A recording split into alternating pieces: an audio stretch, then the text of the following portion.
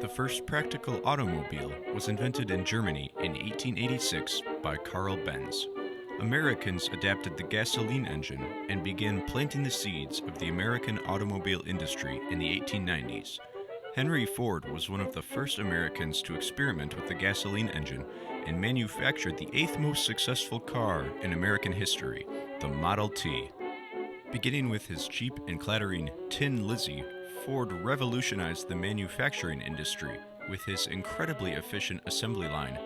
Unskilled laborers were able to perform the same job many times, which allowed the product to be mass-produced. By standardizing automobile parts, meaning nothing was handmade, Ford was able to drive down the price of his car to a reasonable $260.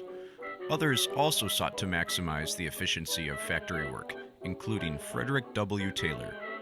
Taylor's scientific management was a precursor to Fordism and aimed to eliminate wasted motion, as well as bring maximum prosperity to both the employer and the employee. This was accomplished by increasing the number of managers per worker and instructing the managers to get rid of anything that was done just for the sake of doing it.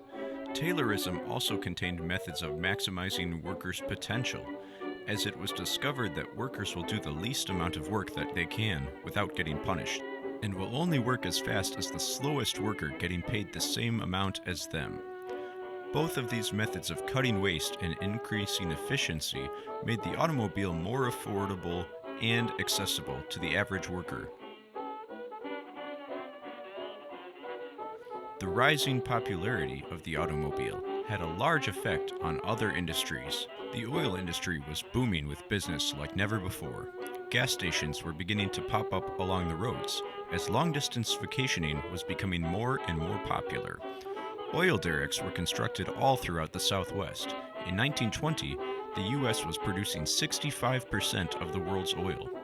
The steel industry also saw a jump in business. Steel had previously been used primarily in the construction of railroads, but the automobile displaced the steel industry from its main role. The railroad industry suffered greatly from the competition with automobiles. Changes had to be made to roads to accommodate for automobiles, because the roads had previously been used solely for horse-drawn carriages, and the roads began deteriorating under heavy automobile traffic.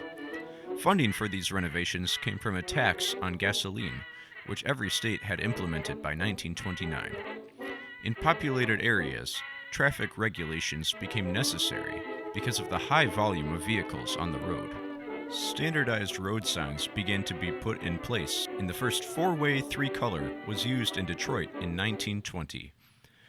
At the start, car advertisements focused on the features of the car, like horsepower, but by the late 1920s, advertising began targeting people's emotions rather than intellect.